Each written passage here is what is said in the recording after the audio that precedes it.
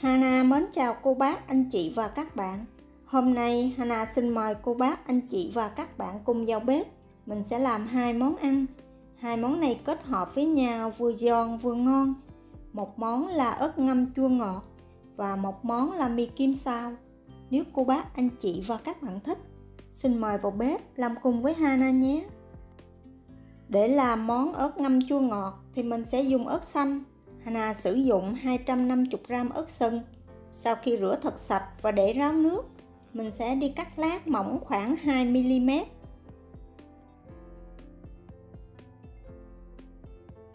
Khi cắt ớt xong, mình sẽ cho ớt vào một cái rổ thưa và rây bỏ hột.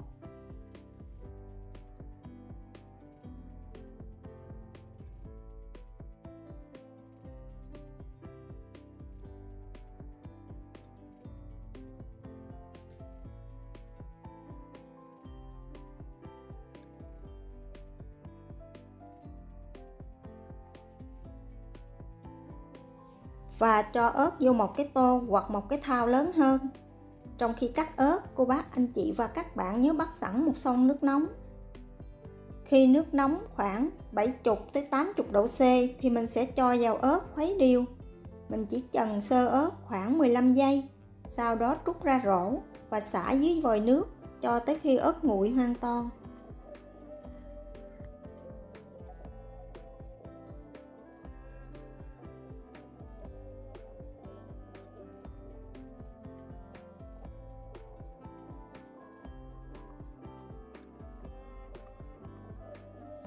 Và tiếp tục để cho ớt thật là ráo nước. Phần nước giấm để ngâm ớt, Hana sử dụng 150g đường cát, 300g giấm gạo hoặc là giấm trắng, 1/2 muỗng cà phê muối. Mình khuấy đều, bắt lên bếp nấu cho tới khi đường tan hoàn toàn, không cần phải sôi. Sau khi đường tan thì mình sẽ tắt bếp và để cho giấm thật là nguội.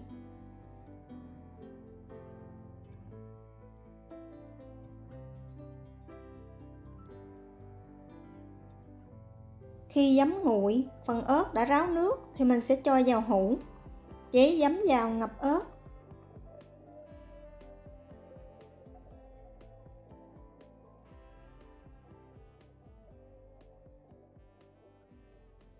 Và đậy kín lại, cho vào tủ lạnh ít nhất là 2 tiếng trước khi dùng.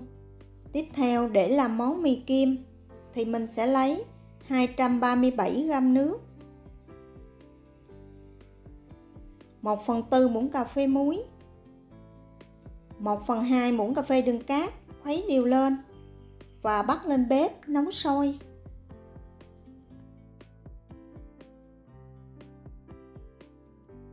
Phần nước này cô bác, anh chị và các bạn phải đảm bảo là nước thật sôi thì mình sẽ bắt ra khỏi bếp.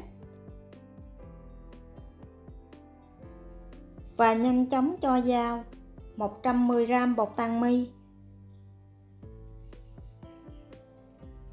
33g tinh bột khoai tây. Cô bác, anh chị và các bạn có thể dùng đũa hay bất cứ dụng cụ nào mình có để khuấy đều bột. Nếu cô bác, anh chị và các bạn không có tinh bột khoai tây, mình có thể thay thế tinh bột bắp. Nhưng với người Trung Quốc chia sẻ, để làm bánh thì tinh bột khoai tây là lựa chọn tốt nhất. Sau khi khuấy đều bột xong, lúc này bột vẫn còn nóng, mình sẽ đậy nắp lại để khoảng 5 phút.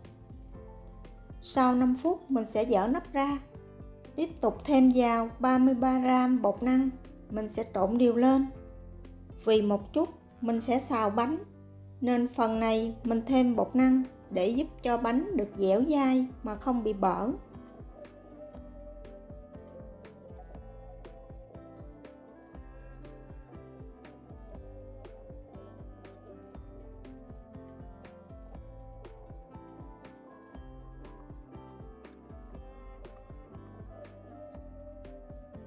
Và cho bột ra bàn, nhồi thành một khối.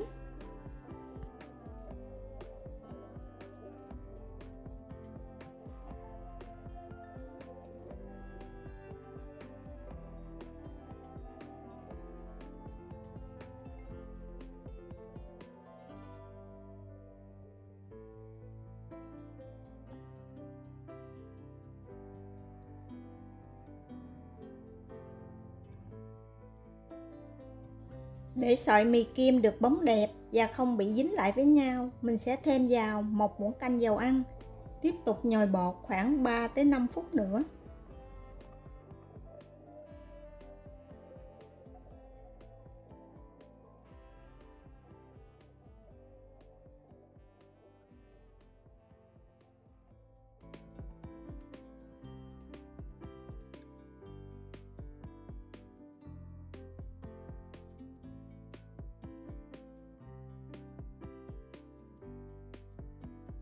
Để tạo hình những sợi mì kim thì rất là đơn giản. Cô bác, anh chị và các bạn chỉ cần lăn khối bột ra, chia nhỏ.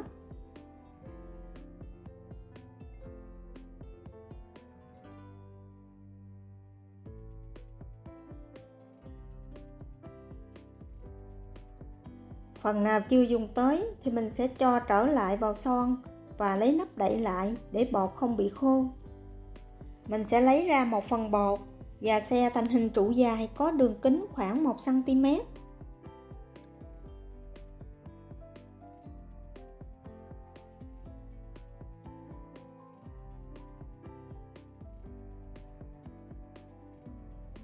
Và chia nhỏ những khối bột có chiều dài khoảng 1,5 cm.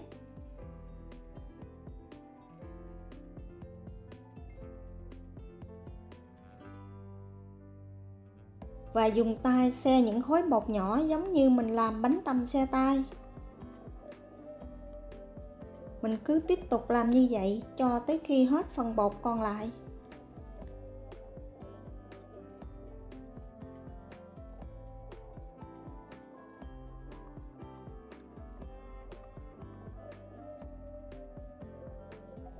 Hana sử dụng xửng hấp của nồi cơm điện để hấp bột. Nếu cô bác, anh chị và các bạn mình không có, mình đặt bột lên dĩa, nhưng nhớ phải quét dầu để chống dính dưới đáy. Khi nước sôi thì mình sẽ cho bột lên hấp ở lửa thật là lớn, khoảng 5 phút hoặc cho tới khi bột chín. Sau 5 phút mình sẽ dỡ nắp ra và cho hết bột vào một tô nước lạnh đã chuẩn bị sẵn. Mình sẽ rửa sơ qua nước lạnh. Nước lạnh giúp cho phần bột được săn chắc lại.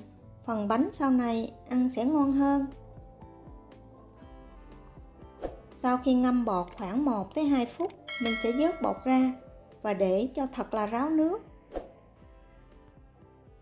Nguyên liệu để xào mì, Hana sử dụng 200g thịt nạc xay, 1/4 muỗng cà phê tiêu, 1/4 muỗng cà phê muối, 1 muỗng cà phê rượu nấu ăn, 1 muỗng cà phê nước tương loại nhạt. Trộn đều và để thịt khoảng 5-10 phút. Nấm đông cô thì Hana sử dụng khoảng 4 cái. Sau khi rửa thật sạch, mình sẽ cho nước vào ngâm cho tới khi nấm mềm, vớt nấm ra. Phần nấm thì mình sẽ vắt ráo và cắt nhỏ. Phần nước thì mình sẽ để riêng một chút, mình làm nước dùng.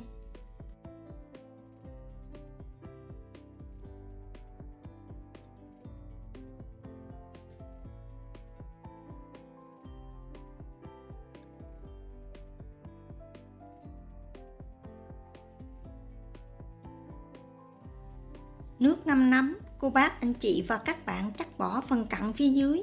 Cho thêm nước vào cho đủ 300ml.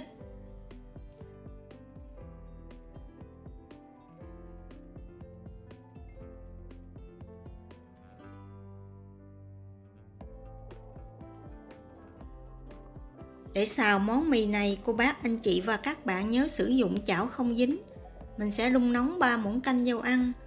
Để tăng thêm hương vị cho món ăn, Hana sử dụng thêm 20g cá muối. Nếu cô bác, anh chị và các bạn không có cá muối, mình sẽ lấy bất cứ cá nào mà mình có và ngâm nước muối cho thật là đậm đặc để khoảng 1-2 tiếng là mình có thể sử dụng được.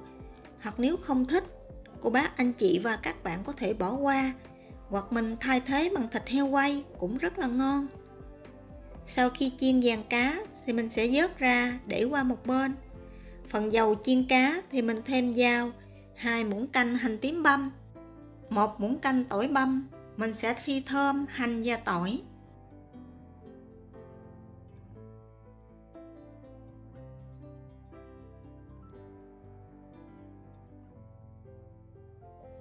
Khi hành tỏi đã phi thơm thì mình sẽ cho hết phần nấm vào, xào thêm khoảng 1 phút.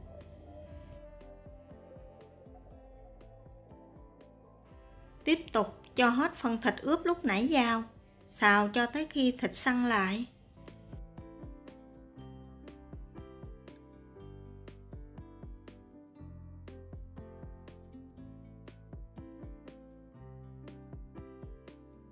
Phần gia vị nêm Hana sử dụng 1 muỗng canh dầu hào, 2 muỗng canh nước tương loại nhạt, 1 muỗng cà phê dầu me, 1/2 muỗng canh hắc xì dầu. Khuấy đều lên và cho vào chảo thịt.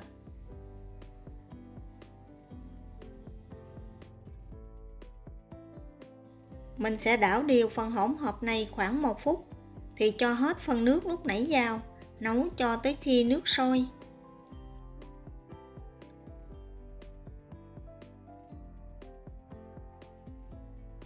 Phần này cô bác, anh chị và các bạn nhớ nêm lại cho vừa khẩu vị gia đình của mình nha.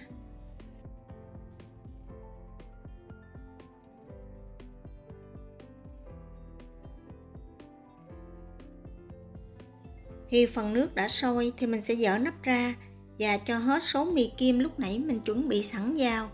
Mình đảo đều. Nếu cô bác, anh chị và các bạn thích màu đậm hơn, mình có thể thêm 1/2 muỗng canh hắc xì dầu. Nếu không thích, mình có thể bỏ qua.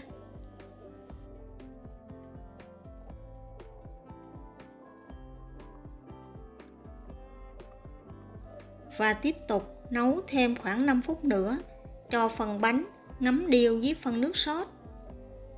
Phần rau ăn kèm Hana sử dụng 200g bắp cải. Nếu cô bác, anh chị và các bạn có giá, mình thay thế giá sẽ ngon hơn. Trộn đều và tiếp tục nấu cho tới khi phần bắp cải mềm theo đúng ý cô bác, anh chị và các bạn. Thông thường để dùng món này, người Hoa thường hay múc vào một cái thố đất, sau đó đun nóng lên, đập vào chén giữa một quả trứng gà, thêm một ít hành lá lên trên và phần cá chiên lúc nãy là mình đã có một món ăn vừa ngon vừa hấp dẫn cho gia đình của mình. Món này kết hợp với món ớt xanh ngâm giòn mà mình chuẩn bị sẵn rất là hợp. Hana ăn cảm thấy rất là ngon. Hy vọng cô bác, anh chị và các bạn sẽ thích những gì Hana chia sẻ. Nếu thích, nhớ đăng ký ủng hộ kênh của Hana nhé. Hana cảm ơn. Hana xin chào tạm biệt và hẹn gặp lại vào thứ 6.